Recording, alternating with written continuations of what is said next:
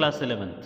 So today we are going to continue the reading of chapter number 1 from the book Snapshot, The Summer of the Beautiful White Horse by William Sarian. So story so far is there were two Armenian boys. Armenian boys means the resident of Armenia. Armenia नाम के एक देश के वासी हैं. तो Armenian boys, two Armenian boys हैं, उनकी कहानी है. Both are friends and one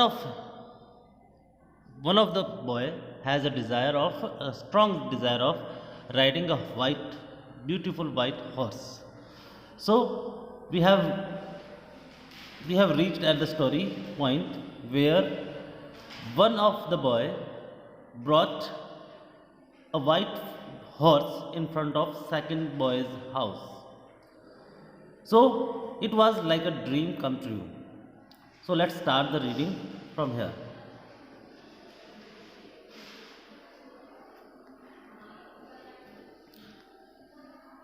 So nobody could understand where we ever got money enough to keep us with food in our bellies, not even the old man of the family.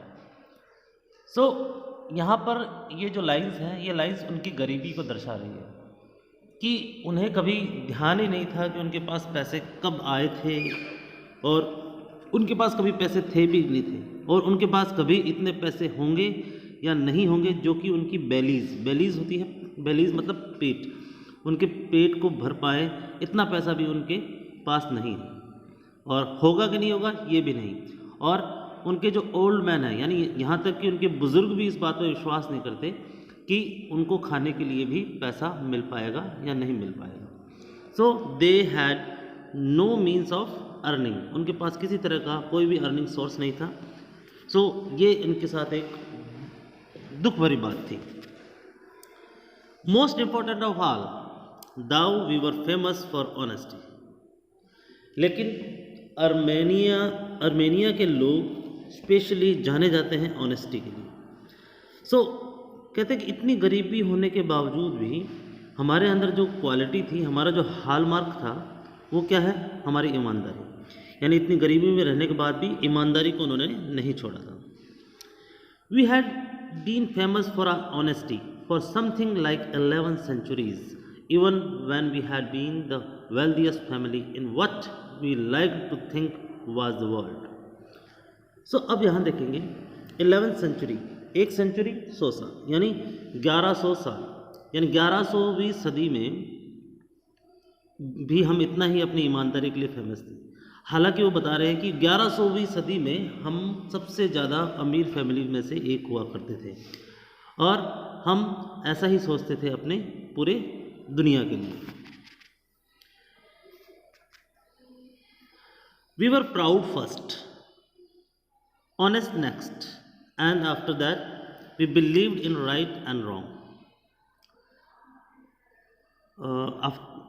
The line's explanation is that कि सबसे पहले उनके लिए उनका गर्व, यानी उनको अपने आप पर ये गर्व था कि वो क्या है. सेकंड, उनका जो वैल्यू थी वो थी ऑनेस्टी, यानी सबसे पहला काम अपना कोई भी ऐसा गलत काम नहीं करना जिससे कि उनके मान सम्मान को ठेस पहुँचे. दूसरा, हमेशा ईमानदारी से काम करना. आफ्टर दैट फिर वो सोचते हैं कि राइट क्या है और रॉन्ग क्या है. मतलब कि ऑनेस्टी और प्राउड को तो ध्यान रखना ही रखना है उन्होंने. उसके बाद देखेंगे कि क्या हम सही कर रहे हैं, क्या गलत कर रहे हैं. ये उनकी ह्यूमन वैल्यूज़ में था. None of us would take advantage of anybody in the world, let alone steal. वो कहता हम किसी का भी गलत फ़ायदा नहीं उठाते थे, कोई भी हो दुनिया में. और किसी को अकेले ही ये कह सकते हैं कि late alone steel. It means ऐसा भी नहीं होता था कि अगर कोई हमारे सामने किसी का बुरा हो रहा है और वो कुछ चोरी कर रहा है तो भी हम उसे जाने देते थे. यानी हम किसी को चोरी के लिए भी परमिट कर देते थे अगर हमारे सामने कुछ हमें पता है कि सामने वाले ने ये चोरी किया है, लेकिन अगर उससे उसका फ़ायदा हो रहा है तो हम उसके लिए भी उसको माफ़ कर दिया करते थे.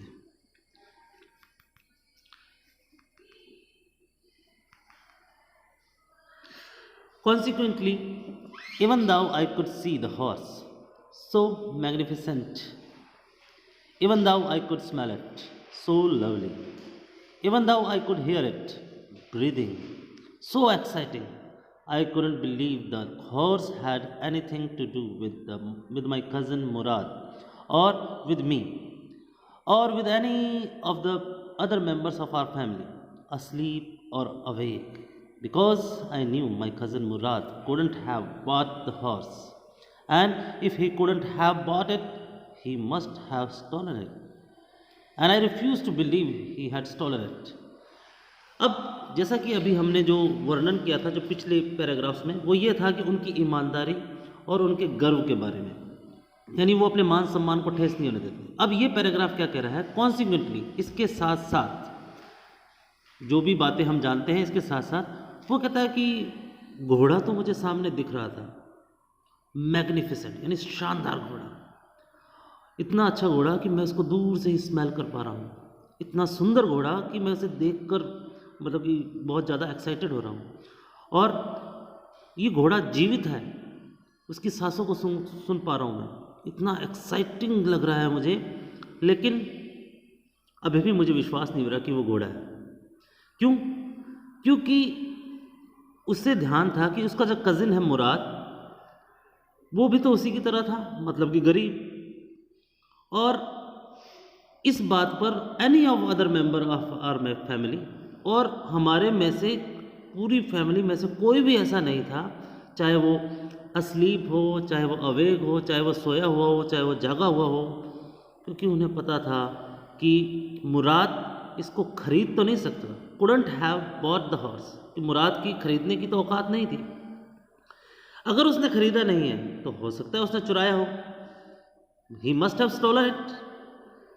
लेकिन वो कहता है कि जैसा कि हमारा ईमानदारी का इतिहास है, तो I refuse to believe he had stolen it, कि अब मुझे इस बात पर भी यकीन नहीं हो रहा था कि उसने चुराया है। अब ये जानने की इच्छा, this paragraph says that the writer has curiosity of knowing that from where this horse has come in front of him, Murad ने ये हॉर्स का अरेंजमेंट कैसे किया। So no member of the Garoghlanian family could be a thief, कहता कि कुछ भी हो जाए लेकिन हमारी जो फैमिली है गैरोगैलेनियन, वो कभी भी चोर नहीं हो सकती, कम से कम चोरी तो नहीं कर सकती। I stared first at my cousin and then at the horse, सबसे पहले तो मैंने अपने कजिन को घूरा, उसके बाद घोड़े को देखा। There was a pious stillness and honour in each of them, which on the one hand delighted me and on the other hand frightened me, कि दोनों के पायस का मतलब पवित्र, दोनों के अंदर बड़ी पवित्रता थी, दोनों ही बड़े शांत थे, दोनों के मन में कोई घबराहट नहीं, न तो घोड़े को देखकर ये लग रहा था कि घोड़े को ज़बरदस्ती लाया गया, और न ही उसके कज़िन को देखकर, मुराद को देखकर ये लग रहा था कि मुराद उसे चुरा कर लाया, क्योंकि जो चोरी करके लाएगा उसके मन में थोड़ी बहुत तो घबराहट होगी, वो थोड़ा तो इधर उधर देखेगा, लेकिन वो भी बड़ा स्टिल था और घोड़ा भी बड़ा स्टिल था। इससे ये पता लग रहा था कि कम से कम ऐसा तो नहीं हुआ था कि दोनों में कोई भी परेशानी में हो, ऐसा कुछ दिख नहीं रहा था, चोरी का कोई भी सीन दिख नहीं रहा था। और दूसरी तरफ उसको बहुत खुशी भी हो रही थी कि अरे घोड़ा, आखिरकार मेरा जो सपना था वो पूरा होने वाला है, जो हमारा लेखक है उसका सपना पूरा होने वाला है। और दूसरी तरफ डर भी लग रहा था कि ऐसा ना हो कि वास्तव में ये चोरी का हो।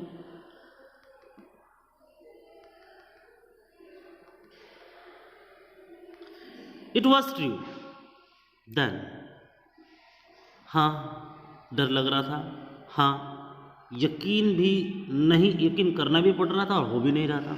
ये दो चीज़ें थी। He had stolen the horse, there was no question about it. फिर उसने आखिरकार मोहर लगा दी इस बात पे कि जरूर उसने घोड़ा चुराया था, और इसके बारे में कोई भी प्रश्न नहीं करना था। He had come to invite me to ride और नॉट एज आई चोज, वो मेरे पास आया था सिर्फ मुझे इनवाइट करने के लिए, मुझे आमंत्रित करने के लिए आया था कि मैं इस घोड़े पर राइड करना चाहता हूँ या नहीं, वो एक क्वेश्चन था उसके पास। Well it seemed to me stealing a horse for a ride was not the same thing as stealing something else, such as money. उसने कहा कि सवारी करने के लिए घोड़ा चुराना वैसे पैसे चुराने जैसा तो नहीं है, मतलब इतना बड़ा जुर्म तो नहीं है. For all I knew, maybe it wasn't stealing at all. फिर भी उसे अभी भी उसके मन में डाउट था. He was in two mind that whether he has stolen this horse or not. अभी भी उसको डाउट था. If you were lazy about horses, the way my cousin Murad and I were, it wasn't stealing. अगर हम कहें कि अगर कोई भी आदमी घोड़ों के पीछे पागल हो, यानी क्रेजी अबाउट हॉर्सेस, कि घोड़ों को प्राप्त करने के लिए या घोड़ों पे राइड करने के लिए जिसकी मन की इच्छा हो, जैसा कि मुराद और लेखक के मन में थी, तो ये चोरी तो नहीं कहलाएगी. It wouldn't become stealing until we offer to sell the horse. ये जब तक चोरी नहीं गिनी जाएगी जब तक हम इस घोड़े को राइड करके बेच ना दें. Which of course I knew we would never do. और मुझे पता है कि इस घोड़े को हम कभी बेचेंगे तो नहीं.